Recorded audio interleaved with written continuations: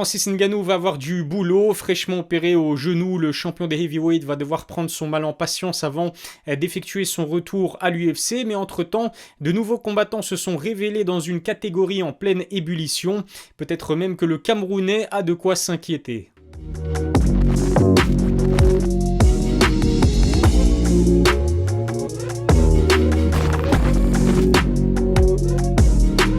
Salut à tous, c'est Elias, on se retrouve aujourd'hui pour une nouvelle vidéo. Francis Ngannou a-t-il de quoi s'inquiéter? Le champion des heavyweights de l'UFC vient d'être opéré avec succès au genou. Il va donc être tenu écarté d'un octogone pendant plusieurs mois, mais en même temps, on a l'impression que la catégorie des poids lourds monte de plus en plus en puissance. En témoigne la dernière victoire d'un Thomas Spinal très impressionnant. Dana White a récemment annoncé qu'un combat pour une ceinture intérimaire était fort possible. Le prédateur est-il en danger face à l'explosion de nouveaux talents dans une division en plein renouveau qui, de Thomas Spinal, Tai Tuivasa, Ciryl Gane ou même Jon Jones pourrait le mettre en difficulté? C'est justement ce dont je vais vous parler dans cette vidéo. Abonnez-vous à ma chaîne YouTube, lâchez un petit pouce bleu, suivez-moi sur mes réseaux sociaux, les liens sont dans la description. N'oubliez pas non plus que vous pouvez bénéficier de 10% de réduction sur les produits Nutri-Muscle, la première marque française de compléments alimentaires. Il vous suffit d'entrer le code qui s'affiche juste en dessous, NMILIES10. Le lien vers le site se trouve également dans la description. Thomas Spinal est très fort, le Britannique n'a même pas transpiré lors de sa victoire au premier round face à un sacré client. Le mastodonte Kev Volkov s'est fait démolir debout avant de finir au sol sur un takedown très bien placé. Tom a fini par l'emporter sur une clé de bras, il a parfaitement bien négocié son premier combat face à un top 10. J'ai vraiment été très impressionné par la performance de Thomas Spinal, je l'ai trouvé très rapide sur ses combinaisons en boxe anglaise. Ses head movements sont dignes d'un Tyson Fury avec lequel il s'est longtemps entraîné, avec 2 takedowns réussis sur 2 tentatives et une victoire sur soumission. Il a en plus prouvé à quel point il était complet. À 28 ans, il représente parfaitement bien le renouveau de la catégorie des poids lourds. Ce succès contre Volkov lui permet d'intégrer la 6e place au ranking des heavyweights à l'UFC. Il a d'ailleurs call-out Tai Tuivasa qui s'est récemment imposé sur KO face à Derrick Lewis, le tout sous les yeux d'un Ciryl Gane qui était en déplacement à Londres pour assister à l'événement. Tai Tuivasa, c'est justement l'autre combattant dont la popularité grimpe en flèche chez les poids lourds. Il y a quelques semaines, il a démoli un Derrick Lewis, détenteur du record de victoires sur KO à l'UFC. L'Australien a prouvé qu'il avait un sacré menton et une âme de guerrier. Contrairement à un Thomas Spinal, il s'apparente plus à un heavyweight à l'ancienne. Beaucoup moins vif et complet que son homologue britannique, Tai compense par une puissance digne des plus grands poids lourds. En témoigne ses 13 KO sur ses 14 victoires en carrière, c'est impressionnant. Physiquement, il est beaucoup moins athlétique qu'un Aspinall, un Gane ou un Francis Ngannou. Attention tout de même, il n'en reste pas moins très explosif et fait honneur aux combattants océaniens dont la réputation n'est plus à démontrer. Avec un Thomas Spinal très chaud à l'idée d'affronter Tai Tuivasa, reste à savoir quel sera le prochain adversaire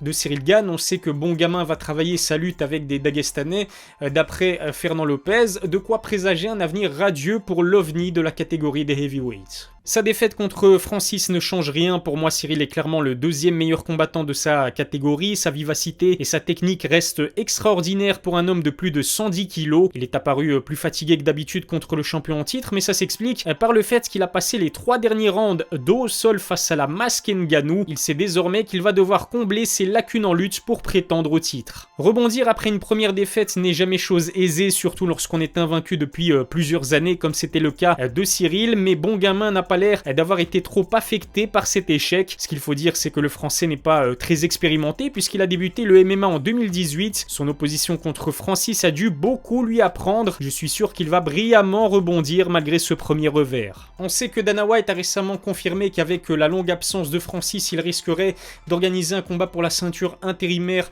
chez les poids lourds. Pourquoi pas donc voir Ciryl Gane affronter Jon Jones pour le titre intérimaire? On sait que Ciryl Gane est le numéro 2 des heavyweights et donc ce serait l'adversaire idéal pour voir Bones débuter enfin dans cette catégorie. Je pense sincèrement que Jon Jones n'acceptera pas d'affronter un autre adversaire que Francis ou Ciryl chez les lourds. Sur le papier, Jon Jones a le style pour prendre le dessus sur Bon Gamin. Quand on connaît le niveau de lutte de Bones, le combat pourrait donc ressembler aux 3 derniers rounds entre Ngannou et Gane. Francis a peut-être montré la voie à suivre aux autres poids lourds pour faire déjouer les plans du français. Le souci, c'est la très longue inactivité de l'américain, une montée en catégorie et qui n'est jamais chose aisée, même quand on s'appelle John Jones.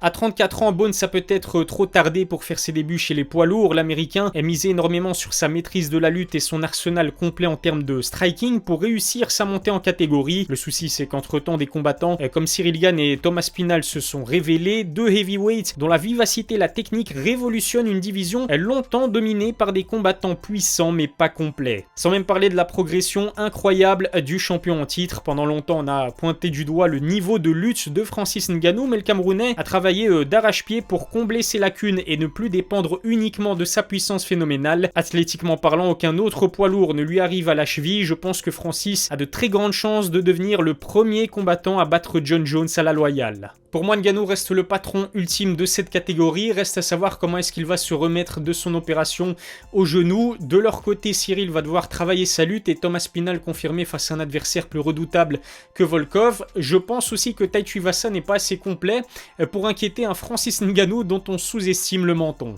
En ce qui concerne John Jones, il reste une véritable énigme parce qu'il n'a plus combattu depuis 2 ans et en plus de cela, il n'a toujours pas fait ses débuts chez les lourds. Et puis on a tendance à oublier aussi un Stipe Miocic qui n'a plus donné de ses nouvelles depuis sa défaite face à Francis en 2021. Une chose est sûre, jamais cette catégorie des heavyweights à l'UFC n'avait été aussi intéressante. Dites-moi si vous êtes d'accord avec mon analyse dans la barre des commentaires. Je vous remercie de m'avoir suivi. N'oubliez pas de vous abonner à ma chaîne YouTube et lâcher un petit pouce bleu si ça n'est pas encore fait.